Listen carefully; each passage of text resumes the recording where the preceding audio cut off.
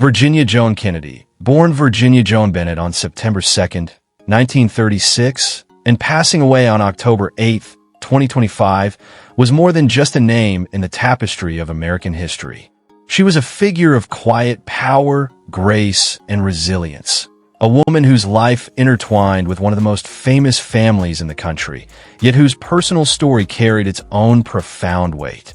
She was a socialite, a gifted author, a passionate mental health advocate, and above all, a woman who faced life's trials with poise. Remembered as the first wife of Senator Ted Kennedy, Joan's legacy stretches far beyond that title. She lived a life that balanced glamour and heartbreak, public adoration and personal struggle, leaving behind a story of strength that continues to inspire. At the time of her passing, her net worth was estimated at around $15 million, reflecting her enduring influence and the personal path she carved within and beyond the Kennedy legacy. Her journey began in New York City, where she was born at Mother Cabrini Hospital. She grew up in Bronxville, a serene suburb that nurtured her early sense of grace and curiosity. Her parents, Virginia Joan Stead and Harry Wiggin Bennett Jr., raised Joan and her younger sister Candy in a warm Roman Catholic household that valued faith and ambition.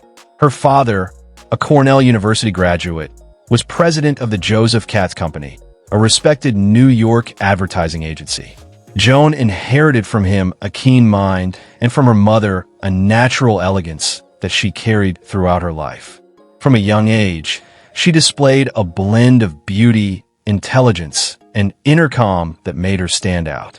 She attended Manhattanville College, a respected Sacred Heart institution with strong Kennedy family ties.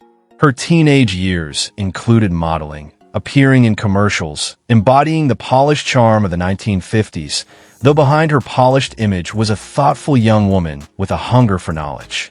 Years later, in 1982, she returned to school, earning a master's degree in education from Lesley College, showing her enduring love of learning.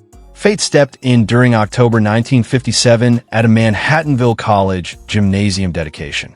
There, Jean Kennedy Smith introduced her brother Ted to Joan, and their connection was instant. Though Joan was initially hesitant about entering a family that lived under such a bright spotlight, love eventually guided her choice. They married on November 29, 1958, in Bronxville, just weeks after John F. Kennedy's re-election to the U.S. Senate. Together they had 3 children: Kara, born in 1960, Edward Jr., born in 1961, and Patrick, born in 1967. Life in the Kennedy world was dazzling but demanding.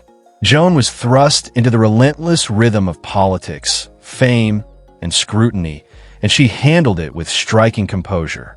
Her role as a Kennedy was not simply ornamental. She stood at the intersection of glamour and grit. In 1964, when Ted Kennedy survived a near-fatal plane crash and suffered a broken back, Joan stepped forward to campaign on his behalf during his successful re-election. Her grace impressed the public, who saw not just a senator's wife, but a woman with quiet steel in her spirit.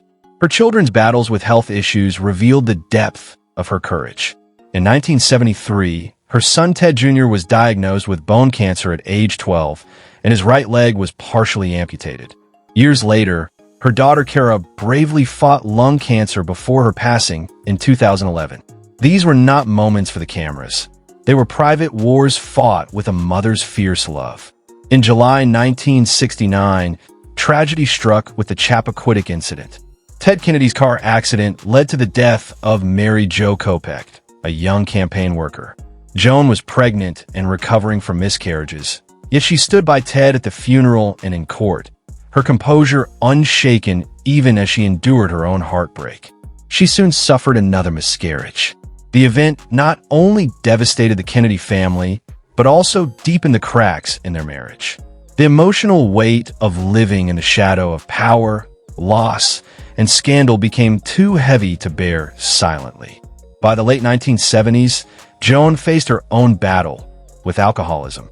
She and Ted separated in 1978, and around this time, she courageously went public about her struggle.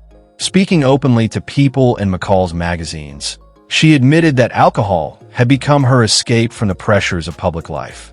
In an era when addiction was deeply stigmatized, her honesty broke barriers. Her voice helped ignite important conversations about mental health, substance abuse, and recovery.